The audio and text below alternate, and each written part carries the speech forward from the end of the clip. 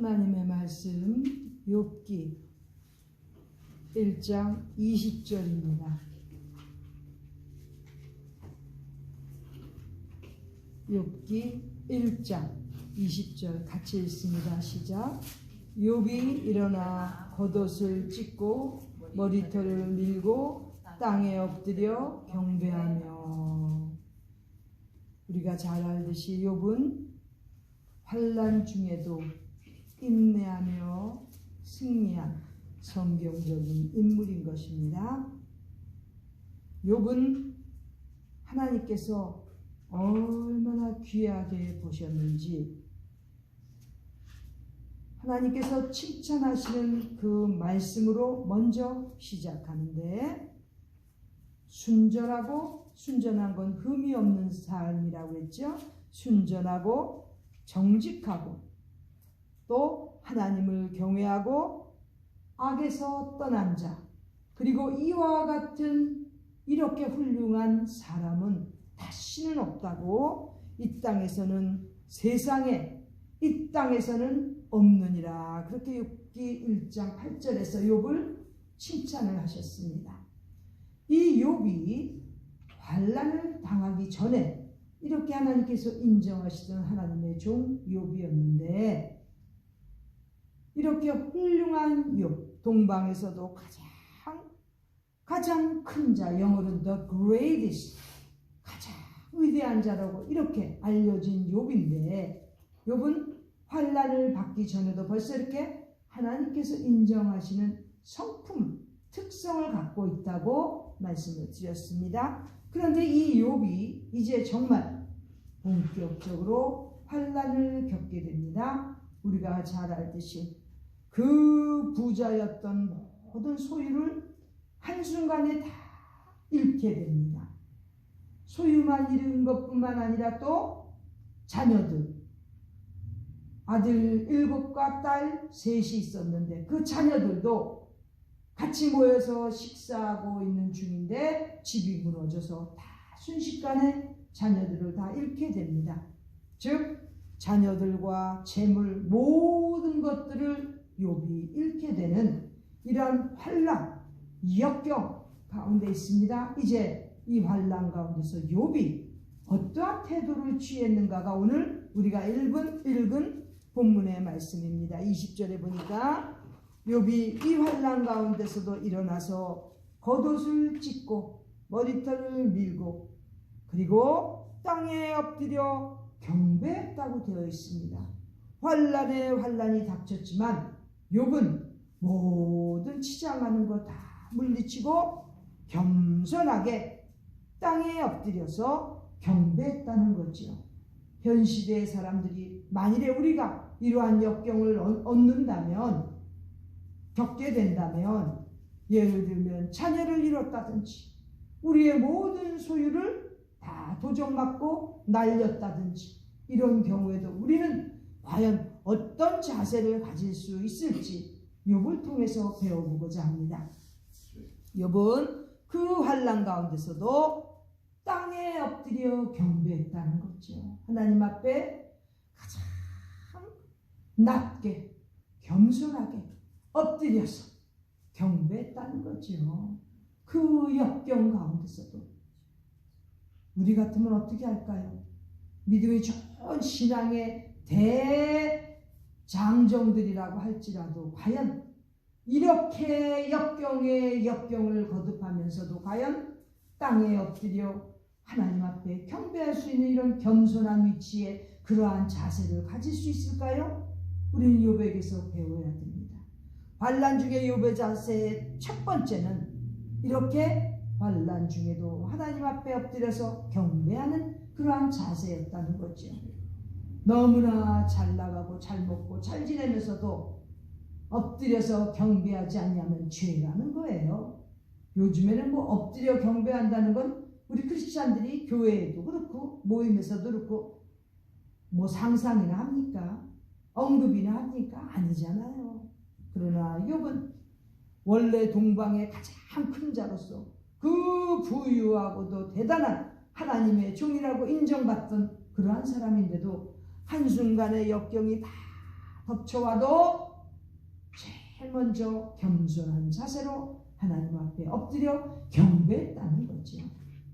그렇다면 우리는 욥보다도 지금 신세가 더 좋은데 당연히 하나님 앞에 엎드려 경배하는 그러한 신앙인들이 되어야 되겠습니다. 그리고 두 번째, 이러한 역경 가운데서 욥이 고백을 합니다. 21절에 보니까 내가 모태에서 적신으로 나왔은즉 또한 적신으로 돌아가는 것이 마땅하다고 이렇게 고백을 합니다. 즉 우리 한국말로 하면 빈손으로 왔으니까 빈손으로 죽음에 돌아가는 것이 마땅하다는 그런 뜻입니다. 욥은 벌써 깨달은 거예요.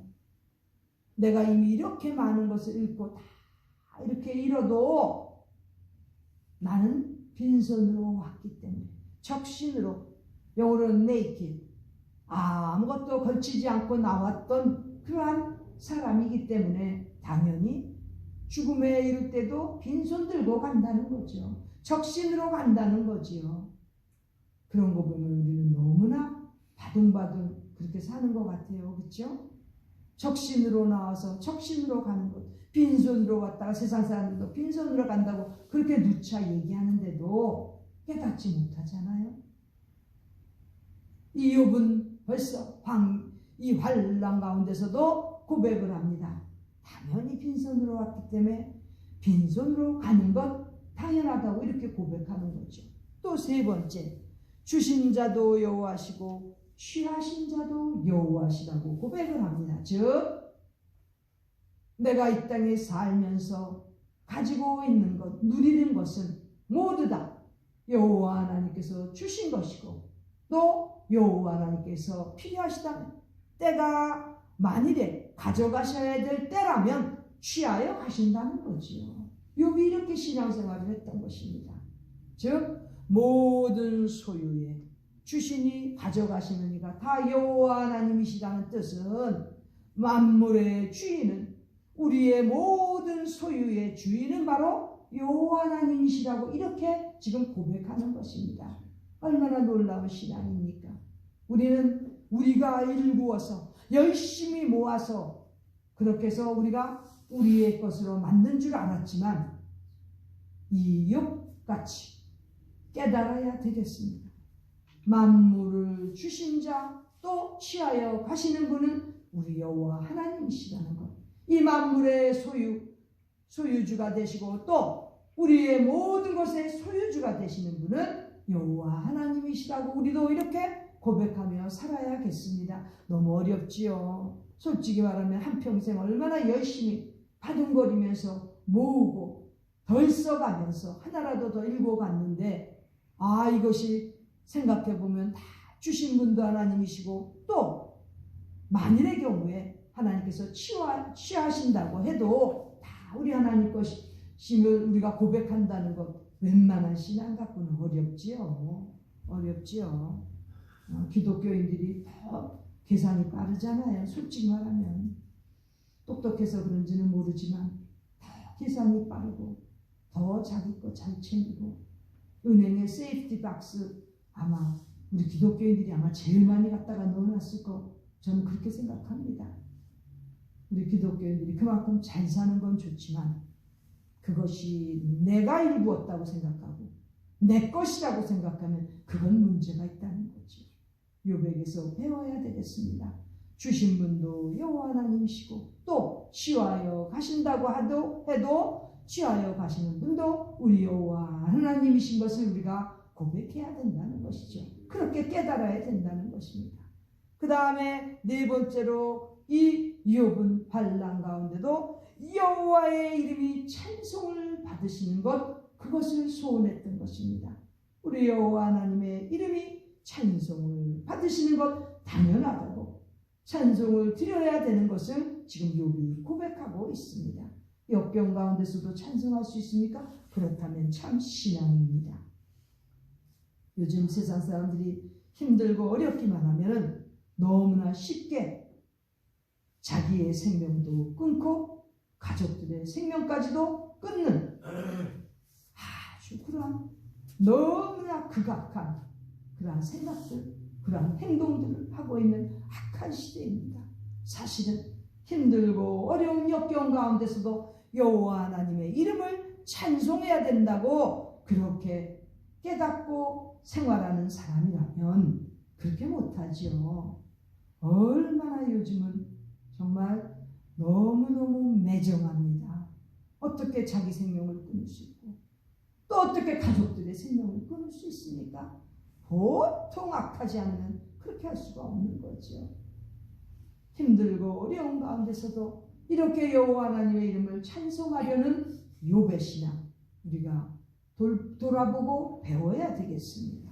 그리고 이렇게 역경 가운데서 다섯 번째로 욥은 이 모든 일에 범죄하지 않았다고 되어 있습니다. 모든 역경 가운데서도 마음대로 되지 않고 모든 것이 다 털리고 다 잃어도 욥은 범죄하지 않았다는 거죠. 즉 성내지 않고 욕하지 않고 저주하지 않고 싸우지 않고 남에게 해를 끼치지 않는 범죄하지 않는 그러한 인물이었다는 거죠. 사람들이 잘 나갈 때는 가족관계가 좋잖아요. 그러나 재산을 날렸다든지 아니면 가족들 사이에 무슨 문제가 있든지 그래 보세요. 대부분의 가족들 중에 범죄하는 일들이 생기는 것입니다. 근데 욥은 이 모든 일에 절대로 범죄하지 않았다는 것이 욥의 특징인 것입니다. 환난 중에도 절대 범죄하면 안 되는 것을 우리는 배워야 되겠습니다. 그리고 마지막으로 환난 가운데도 욥은 하나님을 향하여 어리석게 원망하지 않았다는 거죠. 아무리 힘들고 어렵고 하나님께서 어떻게 이렇게 하셨는가 싶어서 그렇게 상황이 아주 몰아갈 때에도 원망하지 않았다는 거예요. 하나님께 대해서 원망하지 않았다는 거죠. 그리고 하나님께 대해서 원망하는 자는 곧 어리석은 자라는 그러한 말씀인 것입니다. 어리석게 원망하면 안 된다는 거지. 자, 원망하지 않는다는 거 역경 가운데서도 반대가 무엇이겠습니까? 감사지요. 감사. 힘들고 어렵고 역경 가운데서도 감사를 하게 되면 오히려 지혜로운 자가 된다는 거죠. 총명한 자가 된다는 것이요. 왜? 원망하는 것은 어리석은 자이고 그렇다면 감사하는 자라면 당연히 지혜로운 자가 되는 것입니다. 이 상황이 어차피 일어난 환난 가운데 원망하다가 어리석은 자가 될지 아니면 힘들고 어려운 역경 가운데서도 감사하면서 지혜롭고 총명한 자가 될지 어떤 것을 선택해야 되겠습니까? 조금만 앞을 내다볼 수 있으면 그 고비고비 어려울 때마다 하나님 앞에 원망하지 않고 감사하는 자가 되어서 늘 지혜롭고 하나님께서 인정하시는 그러한 성경적인 인물이 되어가는 우리 모두가 되기를 바랍니다. 욥은 이렇게 역경 가운데서도 잘 견디어내며 우리가 알듯이 욥은 역경 가운데서도 인내하는 그러한 대표적인 인물로 우리가 기억하고 있습니다. 그렇게 되는 데에는 바로 이 땅에서의 가장 힘든 어려운 일, 자식들을 그 다 잃고 재물도 그 많았던 그러한 것들도 다 잃어도 우리 하나님 앞에서 욥처럼 늘 이렇게 하나님 앞에 엎드려 경배하며 또 빈손으로 왔으니 빈손으로 간다는 것을 인식하고 그 가운데서도 늘 이 땅에 살면서 허락해 주신 우리 하나님 모든 만물의 소유주는 우리 하나님이신 것을 깨닫고 하나님의 이름을 높여 찬양 드리는 가운데 어떠한 일이 있어도 범죄하지 아니하고 우리 여호와 하나님을 절대로 원망하는 일이 없는 그러한 하나님 앞에 감사하며 지내는 지혜로운 우리 모두가 되시기를 간절히 기원합니다. 기도드리겠습니다. 하나님 우리 아버지, 저희도 욥처럼 환난과 역경 가운데서도 정말 우리 하나님의 은혜를 깨닫고 힘들고 어려워도 말씀대로 살아가는 우리 모두 되게 하여 주시옵소서. 이 땅에 꼭 우리 하나님께서 인정하시는 천하의 어느 누구보다도 우리 하나님께서 인정하시는 인내의 사람들이 되어서 역경 가운데서 승리하는 우리 모두 되도록 인도하여 주시옵소서. 존귀하신 예수님의 이름 받들어 기도드립니다. 아멘.